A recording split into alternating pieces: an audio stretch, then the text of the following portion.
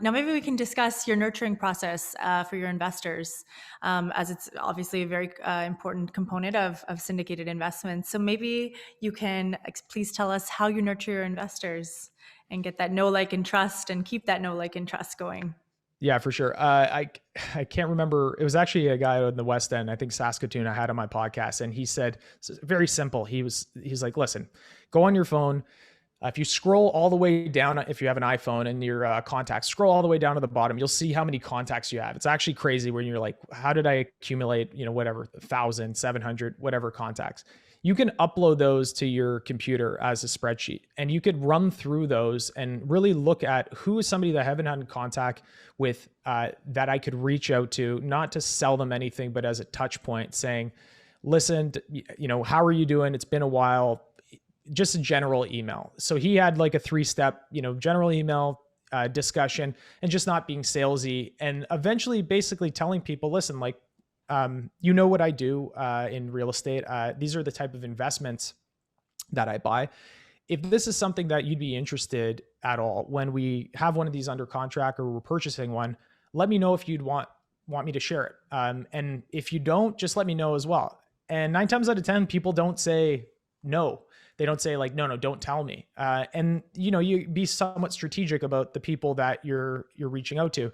And then I think what people really need to do, you're in so many more networks than you think you are. For me, I did my master's at the University of Toronto, and just reaching out, literally getting the class list for my year and reaching out to all of them, because, if they did that in school, they're probably, doing something that, might be a little bit different. They've made a career change maybe later in life. So you have access, I had access to a lot of people that were like, yeah, 100% sign me up. And some of the people that are in the subscription that are LPs were from that. So, I've had people on my podcast that were in law enforcement, and they left the force, and then they had their first syndication with 20 cops.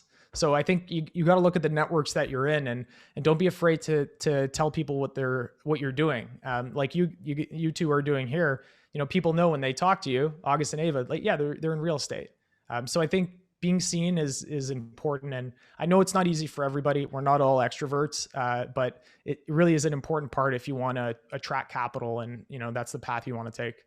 Great. Fantastic. Awesome. And I'm sure your shows and your connection to bigger pockets is also a great cultivation process for bringing awareness to you and investors to your services. But maybe briefly touch on your nurturing process when investors do connect with you, if it's from your own list or from your marketing campaigns or from your thought leadership platform. As they come into your database, how do you keep in touch with them? If it's through newsletters or other content that you send to them. So eventually when you do have a deal, because as us being in the syndication business, we're not a fund, we're not continuously buying assets and continuously raising capital. We look for great deals, and then we present it to our investors. So talk to us very briefly about your nurturing process for your leads or your contacts. Yeah, absolutely. I think for me, part of it is, when you go to workingcapitalpodcast.com and people will subscribe to the podcast, that'll be part of, me reaching out to people and connecting and nurturing through there. When it comes to people that I've reached out to that say didn't sign up for the last syndication, just touch points with them, whether, Constant Contact or MailChimp, keeping them abreast of what you're doing. And really, I haven't formalized it in like to a T. For me, it's just been, the list of people that I have that are in my database on, through my website, where we capture all the emails through the list that I have when I reach out to people.